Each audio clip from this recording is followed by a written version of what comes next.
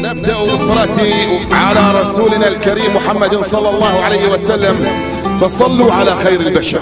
اللهم صل وسلم وبارك على محمد وعلى آل محمد، رسولنا النبي الأمي المبعوث رحمة للعالمين، خاتم الأنبياء والمرسلين، نور هذه الأمة وضياؤها، وشفيعنا يوم الحساب. السلام عليكم ورحمة الله تعالى وبركاته. أعزائي المشاهدين والمشاهدات الكرام، في هذه النشرة التحليلية التي تخص الحالة الجوية بالجزائر، إليكم التوقعات بحول الله بآخر التحديثات النماذج العالمية خلال يوم الأحد 25 من ديسمبر 2022.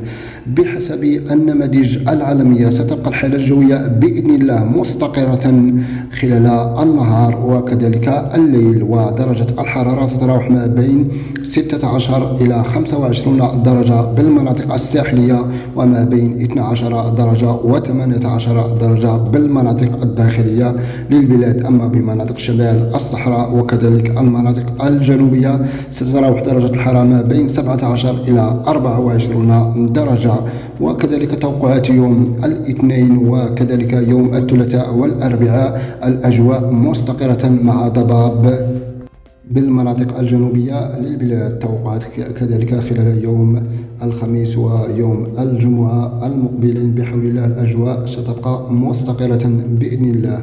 وكما تشير النماذج العالمية إلى المدى البعيد، وخصوصا في شهر جونفي من الأسبوع الأول، أن تعرف البلاد بعض الاضطرابات الجوية، وما زالت المدة بعيدة، ونسأل الله غيثا نافعا عاجلا غير آجل. وإلى هنا تنتهي نشرتنا، نشكركم على حسن المتابعة والإصغاء، ولا تنسوا دعم المقطع بلايك والاشتراك في القناة ليصلكم كل جديدنا، والسلام عليكم ورحمة الله تعالى وبركاته.